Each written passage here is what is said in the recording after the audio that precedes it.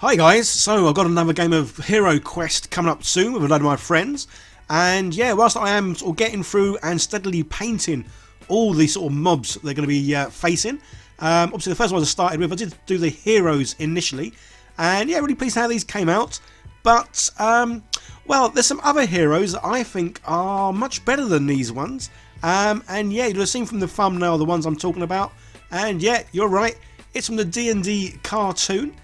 Which came out apparently 40 years ago, which is just nuts because I do remember watching this. But they also recently had a cameo appearance in the new D&D movie, which was just awesome. And I say, it's 40 years this year, and me being the big kid I am, yeah, I've got one of these decorative, commemorative plaques, whatever they're called. Yeah, it's made of metal, so it's got a nice bit of weight to it, and yeah, it's the ticket to let me go on the D&D ride, which is kind of like what sucked the kids into, well, the D&D world. Anyway, enough of that. So yeah, these little miniatures, I wanted to print them out. Had a little scour around the place and found some on my mini factory by an awesome 3D model maker called Monstrous Encounters. I'll leave a link down below, guys, to where you can get hold of the D&D ones I'm using.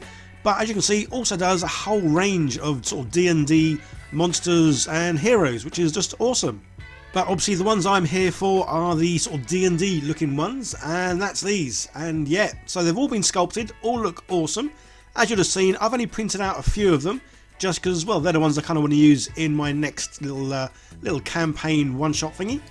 And yeah, they've all printed out perfectly, and they're all ready to paint. So yeah, I'm going to do these in the Slapchop style, although when I had completed painting them, I then kind of thought, well, I should really have done these in a cartoon style because, well, for one, they're cartoons, and two, as you can see, there's like detail in these, but it's not like majorly detailed like a lot of miniatures you get these days. So yeah, the Slapchop really works well for, well, like I say, highly detailed miniatures. So yeah, I think I should have done these in a good old cartoon style, but hey ho, I didn't. So this is what we did. So what I'm starting to do now is whenever I do sort of paint something, I'm trying to get all the paints I require first, just because I generally try to follow whatever sort of look they're meant to have. So obviously in this one I am going to be painting them how they look in the cartoon. Yeah, so mostly speed paints, occasionally some of the air range paints, and yes guys, I've seen lots of people using these as paint palettes. So I thought I'd jump on the old little bandwagon there and just see, well, how good these are, yeah, for using. And I must admit, they are good, guys. Obviously, they hold the paint really well. It doesn't seem to dry out as much in this as just putting it in a sort of plastic palette. I don't know, that's because the rubber sort of, well, I don't know what it does, to be honest. But yeah, as you'll see near the end of the video as well, yeah, the cleaning of these is just so simple, because you don't really need to clean them, you just pop the stuff out. Anyway, I digress, I'm getting away from the thing. Yes, as you can see, yeah, Slapchop painting, they're already primed in black, dry brushed in white, and then yeah, simply going over. So yeah, these guys, say, being quite simple, really didn't take too long at all to paint. I'll have to admit though, I was kind of flicking between one miniature and the next. Yeah, generally I like to sort of batch paint things, but normally when I'm batch painting the same sort of looking miniature, so each miniature will have the same colours. In this one there's a few that do have similar colours, like obviously the mage there and the ranger here, but yeah, a lot of them, they don't have the same colours, so apologies if it does look like I'm going between, well, one miniature and the next, and well, that's what I am doing, because obviously when I'm painting one, rather than just sort of sitting around twiddling my fingers when the paint dries, I can start painting the next one. I'd be interested to know, guys, if any of you lot use these sort of original D&D heroes, yeah, in any of your D&D games or Hero Quest or any other kind of sort of fantasy kind of game. Yeah, so I'll print these out for the chaps to use in my next game. Whether they will use these, well, I'm not too sure. I think I'm the eldest in the group, although I'm sure they would have heard of these original sort of D&D characters. And I say, the sculpts are cool. These are the right size to play with, well, all the other Hero Quest miniatures. Although even if they weren't, I could print them out the right size, because obviously they're 3D prints. And the thing I love about 3D printing, you can print things whatever size you like. Just to say, guys, I have still got a cold, so just in case it does sound like I'm, well, in a fishbowl, although me listening to myself right now sounds like I'm in a fishbowl. Yeah, apologies, I do still have a bit of a cold, which I just can't seem to shake. Anyway, enough of rambling on about me, let's get back to this. So as usual, I am showing all the paints that I'm using, even if I'm not obviously mentioning them now. But the thing is though, if you're kind of watching the video, then you can sort of, well, pause it, stop it, just to see exactly what paints I am using. In general, say it is going to be the Army Painter speed paint range, mainly because I've got the full set. So I have a whole variety of paints to choose from. So in general, I can normally get the well, the desired colour that I'm going for, especially when I'm doing the Hero Quest miniatures, as I am trying to duplicate or replicate or copy how they look on the cards. So I am trying to get the paints to match up exactly. If you're not into Hero Quest that much, guys, don't worry, I do have some videos coming up of me doing some new kill teams. Well, I say new kill teams, obviously it's kill teams that I've kind of used before. Mainly it's the intercessors. They seem to be my preferred go-to kill team, just because they are nice and simple.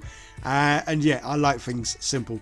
But yeah, I've got a few well, a few kind of proxies that I'm using. Yes, keep an eye out for those, guys.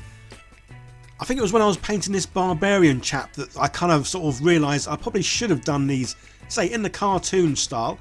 Because as you can see, whenever you do prime a miniature in black and then do the dry brushing in white, that's when you can really see just all the definition and yeah, all the details that go into these sculpts. But obviously these are meant to look like the cartoon sort of people who were very simple in their sort of look and design. So yeah, I may well you may see these guys printed again, but then yeah, painted in a comic book style, just because, well, that's what I think I should have done the first time. But hey ho, we live, we learn, and well, I'm just here to paint stuff and play with stuff because I'm a big kid and yeah, I can't help myself. So I think all in all, painting all 5 of these little characters, because obviously I did these 4 heroes, and well, I could not do the Dungeon Master, so I did him as well. Yeah, in just under an hour, which wasn't too bad. So this chap is wearing armour, sort of boots, leggings, but yeah, they're not meant to be silver. So that's why I'm just going for this Battleship Grey, just to give it, well, again, the same sort of look and colours as the cartoon one. Because I think obviously the silver would have looked a bit too, well, too out of place. Yeah, the good thing obviously when I'm painting these, yeah, I stick them on these little caps from Redgrass that does come with, well, a full painting handle. And the great thing is these things obviously just swap on and off the painting handle. But sometimes I just find it easier, well, to not use the handle and just to hold the little caps.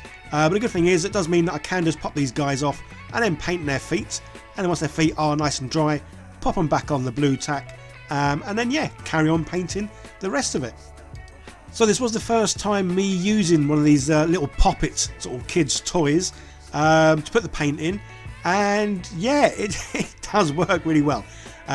Sometimes I kind of forget to put the brush right the way down, so sometimes I don't get any paint on the brush. But on the whole, yeah, it's certainly a cool way to, well, put your paints in. And the good thing there is, as you saw, he fell off. But because the paint is so low down in these little poppet things, yeah, he didn't get, well, didn't get paint on him, which is pretty good. So yeah, another reason I guess to use these little poppet things. You're not going to get your models and make them fall in it. So as well as painting all the Hero Quest miniatures from the boxes, and obviously 3D printing sort of D&D style miniatures, I am thinking about, or looking at, or even wanting to, if I can get the right word, to have a making a diorama sort of based or themed on D&D and Hero Quest. But this is where sometimes I sort of lack ideas, or I can't think of anything, or I have no inspiration. So again, guys, comments. Let me know in the comments what kind of diorama should I make that is kind of D&D themed, or maybe even using some of the Hero Quest miniatures. As yeah, I really want to make a diorama, but say, unfortunately, I'm lacking in the idea. And this is where sometimes it is fun to do sort of collaborations with people, just because they obviously give you a brief to make something or do something. So talking of that, I do have a collaboration coming up very soon. It's for February the 14th, good old Valentine's. So keep an eye out for that, because there's a few of us taking part in this collaboration, and I've already made my sort of entry into it, and yeah, I'm really pleased with it. But yeah, more details of that coming very soon. But yeah, for now, D&D Hero Quest, what kind of diorama could I be making? I kind of like the idea, obviously, of a dragon, because, well, Dungeons and Dragons, it's kind of in the title. But yeah, and the other thing I wanted to make was a tavern. If you've been with my channel for quite some time, I did have a go at making a tavern many moons ago. It's going to be called the Lonely Orc Tavern. But yeah, I kind of one of my projects that I started and never finished. Again, if you've been with my channel for a while, there's quite a few things that I've done that haven't quite made the light of day. Generally, it's because I get sidetracked very easily. Well, like this, Hero Quest. Up until about 3 months ago, never heard of it. Now, absolutely hooked on it. Bought loads of the expansion sets or the extra sets, the quest books and all the rest of it. And yeah, going absolutely nuts for it because, well, I love the miniatures, I love the gameplay. It's got me back into playing fantasy games, which is just awesome. And yeah, loving it. So these guys are all done. Yeah, the speed paint skins. I never liked the speed paint skin. It always comes out too dark. So as you can see, I am using the air one here. And yeah, good old barbarian flesh. Yeah, it works well, it looks good, and well, I love it. And generally, if you have seen my other videos where I have painted things with the Army Painter, speed paint, skin, flesh, whatever colour I've used, I do generally go over most of it with this barbarian one. Again, I love using the air range from Army Painter because the paints are already thinned down because obviously they're meant for the old air guns. And yeah, I just love how these go on. They dry really well. And if you need to build it up, yeah, you just do a variety of, well, layers. And there we go. Yeah, these guys, say, it didn't take too long at all. Obviously the 4 here, and then the little Dungeon Master, which I kind of painted, well, off camera. Again, this is where sometimes, obviously, I love painting. Sometimes I do forget that I'm meant to be filming bits. So there is quite the odd occasion where, yeah, you'll see something, and then you'll almost see it fully painted because I kind of forgot to get the camera. Yeah, because obviously taking the camera and videoing it, it does slow things down, and sometimes I've got to stick the camera right in my face to be able to video the miniature. So sometimes it's a lot easier and nicer, yeah, just painting a few things off camera. So this poppet thingy, yeah, say the paints are in there, they're obviously dried now because this is the next day. And yeah, these things, well, they pop out. Fully dried, obviously it doesn't stick to these poppets. So it's not like you've even got to wash these things afterwards. This stuff literally just dries, peels off, jobs are good. And obviously you can use both sides. So yeah, I'm going to be using this more often because it is nice, it's small. And if you do get bored, well, I guess you could just sit here and pop it. Oh, so there was one last thing to do to the miniatures, and that's obviously the eyes. As we all know, yeah, we've got to get the eyes done. We always do that last. No, I'm not going to do eyes. These guys are all sleeping. If I try to do eyes, well, yeah, it wouldn't work. It wouldn't work. It would look dire. They would look cross-eyed. They'd have one eye bigger than the other, and yeah, I'm going to have these as sleeping ones. So the last thing to do is to put them on the clear bases. And I get mine from Fluid 3D Workshop because they do some great bases, variety of sizes, shapes and thicknesses. And yeah, they are relatively cheap, which is just awesome. So they're all stuck down. So here's my old adventurers.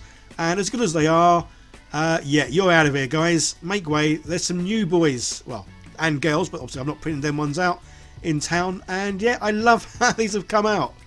I certainly think they look awesome, and yeah, I hope when I play my next game, the chaps will want to use these ones, just because they're going to be pretty cool on the board.